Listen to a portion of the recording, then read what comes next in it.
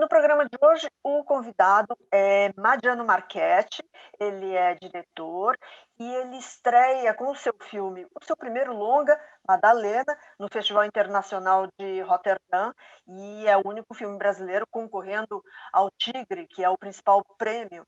Tem um outro filme, que é o Carro Rei, da Renata Pinheiro, que está na Big Screen Competition.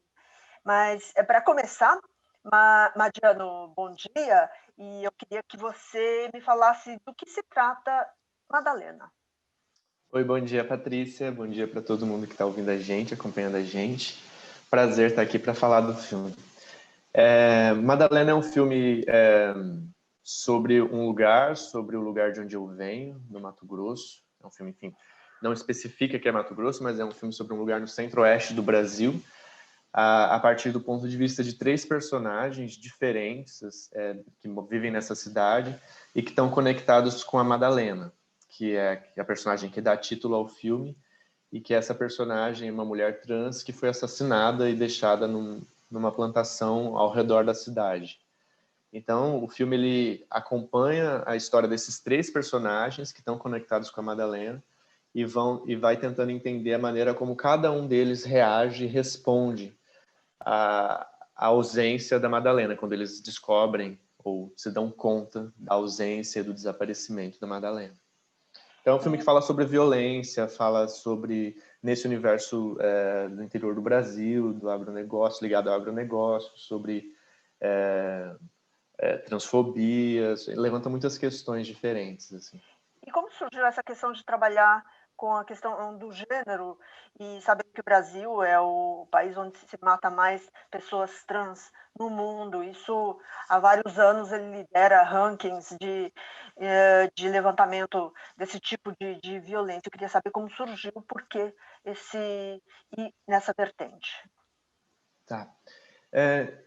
Acho que eu tenho que voltar um pouquinho atrás, porque, para mim, enfim, parte de uma questão pessoal, porque quando eu comecei a pensar em fazer o filme, há 5 anos atrás, eu ainda estava no final da faculdade, 6 anos atrás, e aí eu comecei a pensar em escrever meu primeiro longa, que até então só tinha feito curtas. Eu obviamente fui para o lugar que me era mais comum, que é o lugar de onde eu venho, né? Então eu queria falar sobre esse lugar, que eu ainda acho que é muito pouco conhecido, muito pouco discutido no Brasil, que é o norte de Mato Grosso, principalmente, todo esse universo do agronegócio. Mas também, por outro lado, eu queria falar da minha experiência de viver lá. E naquele momento eu imaginava, porque eu sou uma pessoa gay que cresceu naquele universo, que é um universo bastante conservador. O interior do Brasil, de um modo geral, é bastante conservador, mas, enfim, para mim, naquele universo, eu só consegui expressar minha sexualidade quando eu saí de lá. E eu sei que as coisas mudam e mudaram muito nesses últimos 20, 15 anos, mas naquele momento, para mim, era muito forte isso. Então, eu queria falar sobre isso também, sobre a experiência de viver num lugar onde uma pessoa que não se encaixa no padrão, né, no que é dito como norma socialmente, como é viver, experienciar a vida num lugar assim. Mas, durante o processo de pesquisa, obviamente, enfim, de todo o grupo LGBTQIA+, que sofre violências e opressões, assim, a gente sabe que as pessoas trans são as que mais sofrem, né? São as pessoas mais marginalizadas, pessoas que pagam com a vida, na maioria das vezes, quando há atos de brutalidade, violência e tal. Então para mim, quando eu decidi tratar desse tema, foi nesse sentido, assim, porque para falar sobre violência nesse aspecto, eu queria falar sobre algo mais profundo, as pessoas que mais são atingidas. E aí eu enfim, comecei a fazer toda uma pesquisa nesse universo, aí tive assessoria com pessoas trans também para poder entender melhor e tratar desse tema com respeito e sensibilidade. E me fala um pouco da produção, onde você rodou e quando? A gente rodou em Dourados, no Mato Grosso do Sul. Foi no final de 2018 que a gente rodou. A gente ficou lá, foram 2 meses, 3 meses intensos. E teve uma parte também do filme que foi filmada em Bonito. E a escolha dos atores, como foi feita? Foi em algumas etapas diferentes, assim, porque o elenco ele é bastante misto, assim, tem atores que eu considero, enfim, não faço essa distinção de ator e não ator, mas atores com mais experiências e atores com menos experiência. Então tem atores que já tinham feito outros filmes e tudo, mas uma grande maioria não tinha feito nada, ou tinha feito teatro amador, ou dança. Então era um elenco muito misto, assim, de gente que tinha muita experiência e gente que não tinha experiência. Então o processo de seleção também foi bastante distinto, assim, dependendo para quem a gente estava abordando. Por exemplo, para a escolha das meninas trans, porque tem um elenco trans dentro do filme, foi um processo de oficina, assim, o Giovanni Barros, que foi quem fez a produção de elenco, ele descobriu várias meninas na cidade que se interessariam por participar de um filme. A gente se reuniu todas e eu expliquei sobre o que era o filme e a gente começou a partir dali a fazer um processo de oficina, em que durante algumas semanas a gente se encontrava e fazia oficinas de interpretação mesmo. E aí, a partir daí, a gente foi descobrindo quem entraria, quem faria qual personagem e tal. Não foi um processo de teste com ela, sabe? Foi um processo de oficina.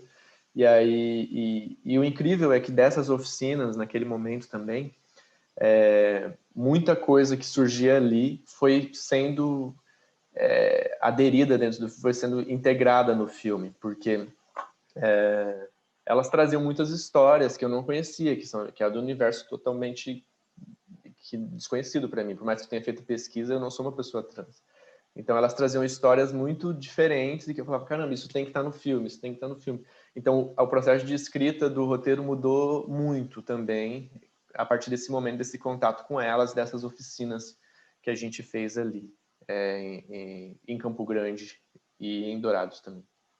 E como é que você vê o percurso, o futuro desse filme num Brasil, claro, com crise e essa crise mundial da pandemia?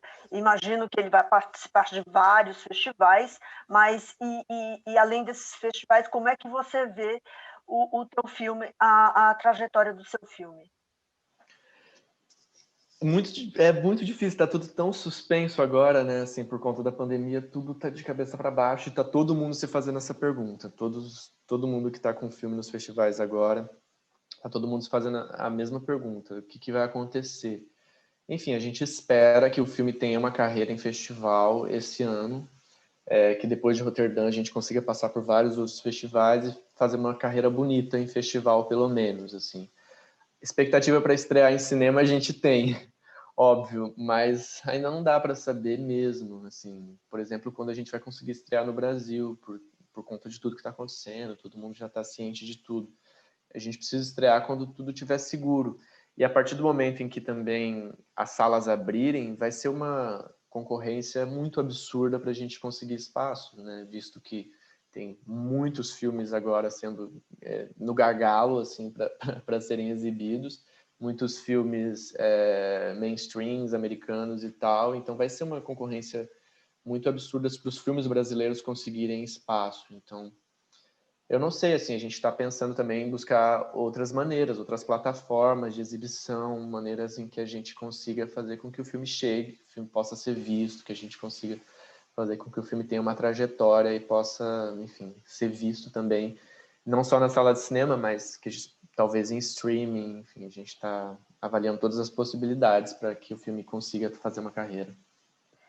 E vamos falar um pouco do seu percurso, você que vem do norte do Mato Grosso, eu queria saber como é que você saiu de lá para chegar ao cinema.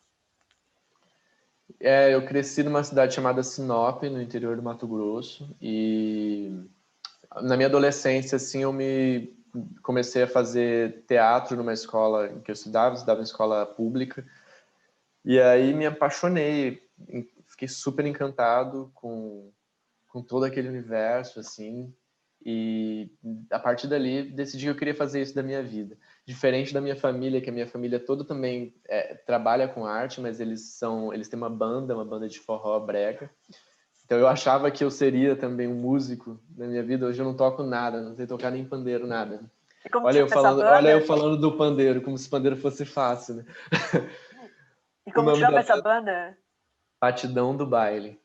E, enfim, eles trabalham com isso até hoje, tudo, meus irmãos, meu pai.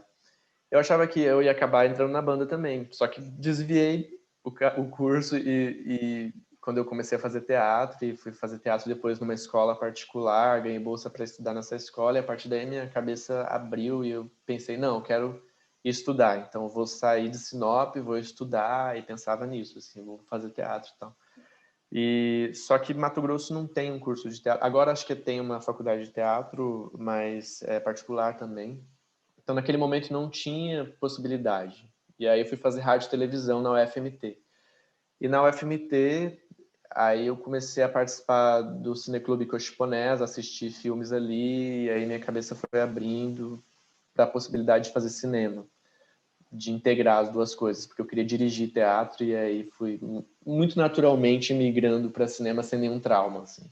E aí, quando eu me vi, assim, já estava completamente inserido, fazendo curtas na UFMT, reunindo uma galera para fazer filmes e pensei, pô, eu tenho que fazer isso de uma outra maneira. E aí fui estudar cinema na PUC-Rio.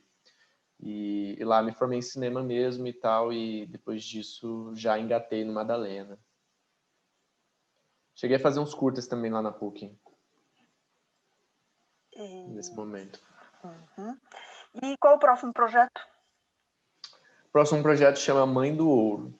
É um filme, enfim, que está no processo de escrita ainda, mas também se passa em Mato Grosso, dessa vez no norte de Mato Grosso, mais na região amazônica, e tem como pano de fundo o garimpo ilegal. Então é sobre uma mulher que... É sobre, na verdade, a comunicação entre uma mulher e um morro.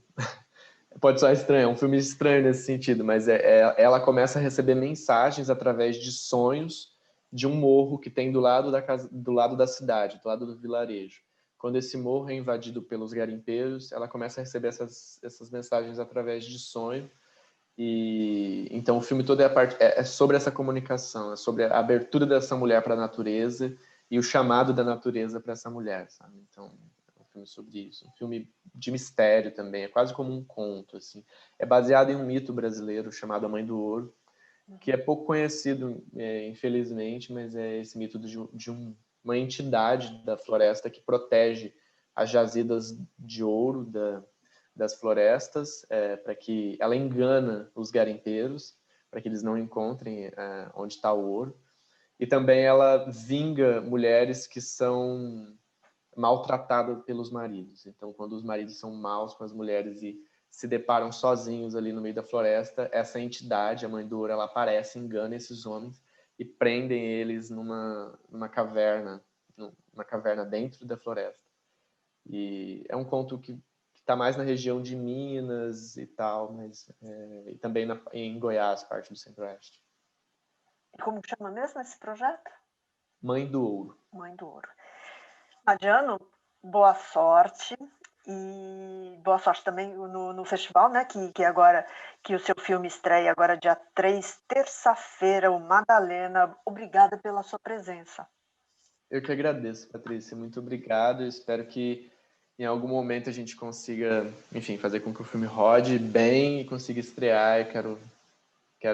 Meu desejo é que as pessoas consigam ver Com esse certeza. trabalho.